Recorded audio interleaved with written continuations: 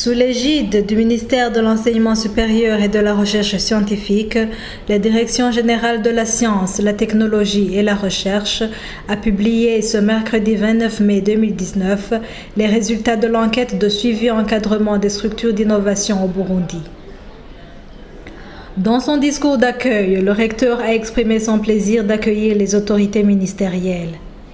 Il a précisé que l'Université du Burundi, en tant qu'institution d'enseignement supérieur par excellence, regorge de centres de recherche pour remodeler les bases de l'économie nationale.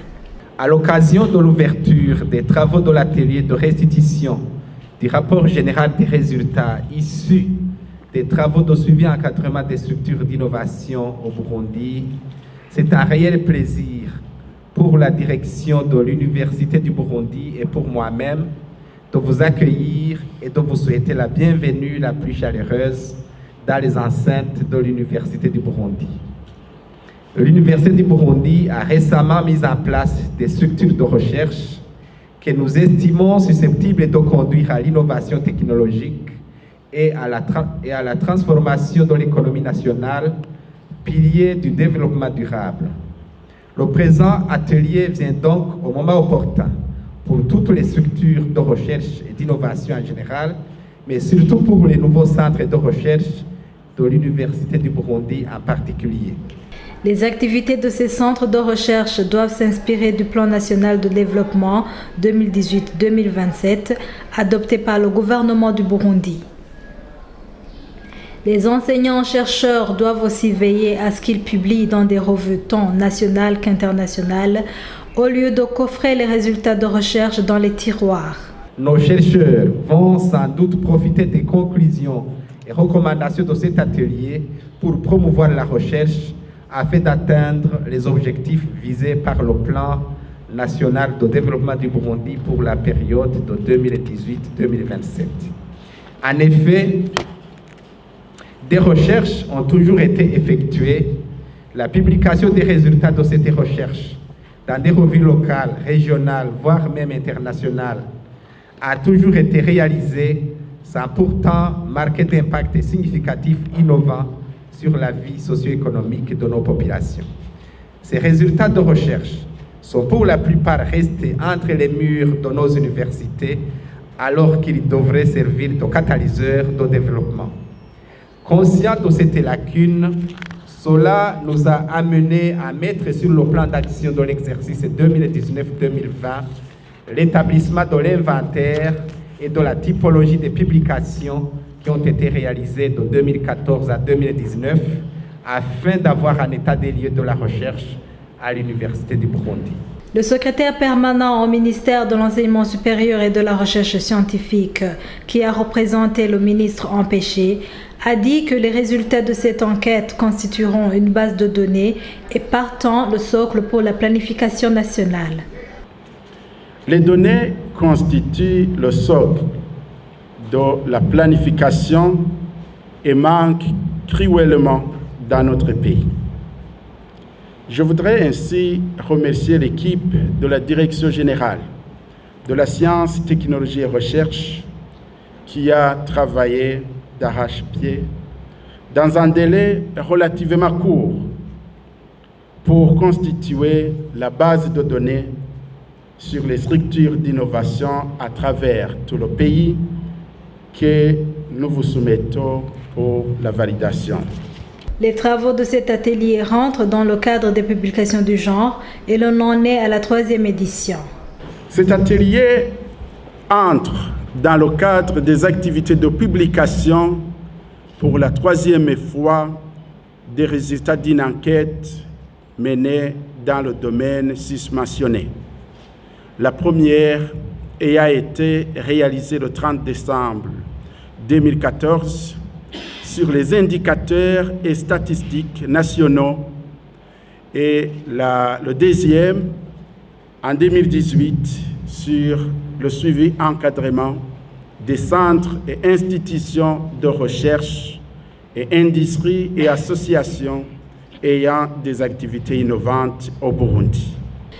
Les Burundais ne doivent pas rester à la marge de la globalisation planétaire. Il a profité de cette occasion pour faire un clin d'œil aux enseignants-chercheurs afin de sortir des laboratoires et aller bousculer la société à travers la recherche. Le Burundi, tout comme l'Afrique, ne doit plus se contenter d'être un observateur silencieux dans les grands débats scientifiques.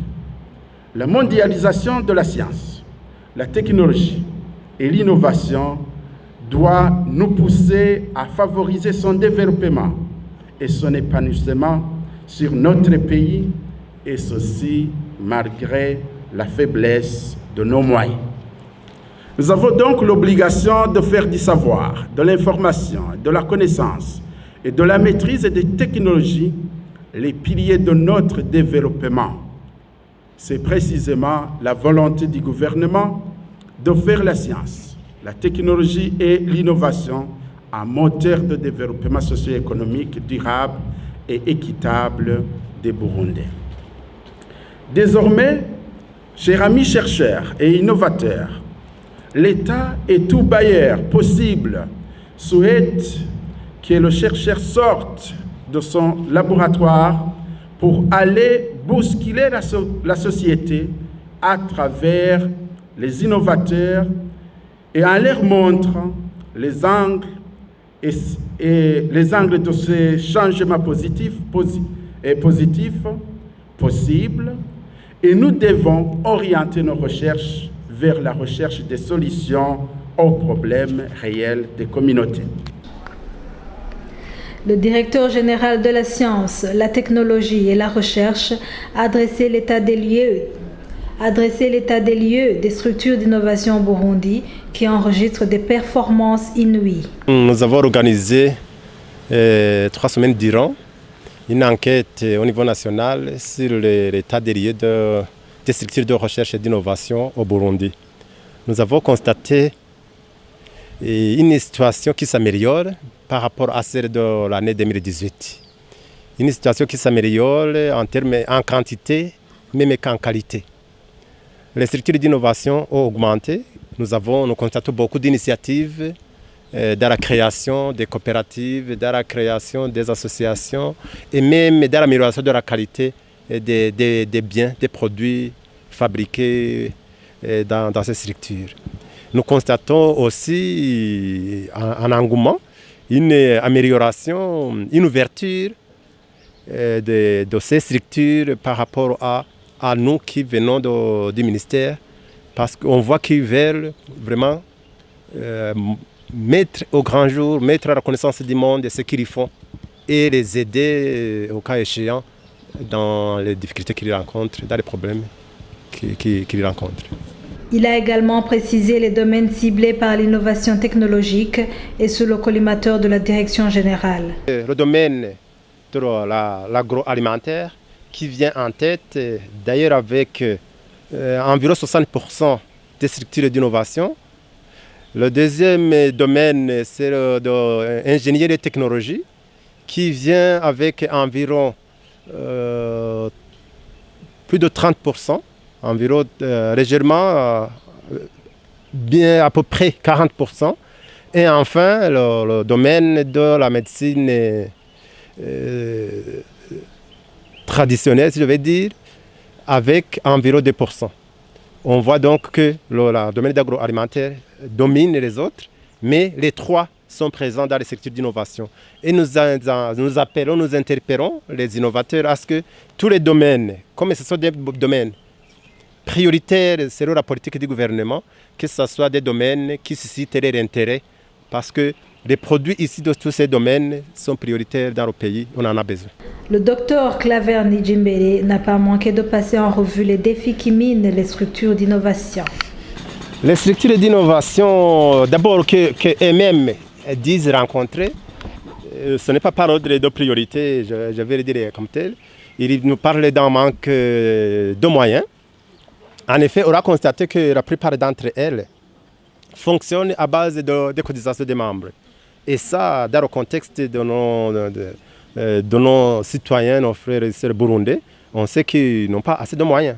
Donc, ils ont un manque de moyens, ce qui pousse peut-être, ce qui est même la cause peut-être de la production limitée une production qui n'arrive pas à, si vous voulez, traverser nos frontières.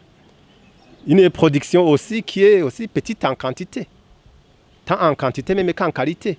Et tout ça, les moyens aussi jouent un grand rôle. Ça, c'est le premier défi. Le deuxième défi, tel qu'ils le disent, c'est le manque de formation. Nous avons des innovateurs qui sont là, dont d'ailleurs l'essentiel, comme vous l'avez constaté dans les chiffres, la majorité des structures d'innovation et même des innovateurs appartiennent à la catégorie en dessous de D4. C'est pour dire que cette catégorie qui a, si vous voulez, de petites compétences qui n'ont pas à peine été à l'école, certainement, il ne faut pas attendre beaucoup d'eux. Donc, on a besoin à ce que ces gens-là puissent être encadrés, puissent être accompagnés par notamment des chercheurs, des structures de recherche des universités pour qu'ils puissent se compléter.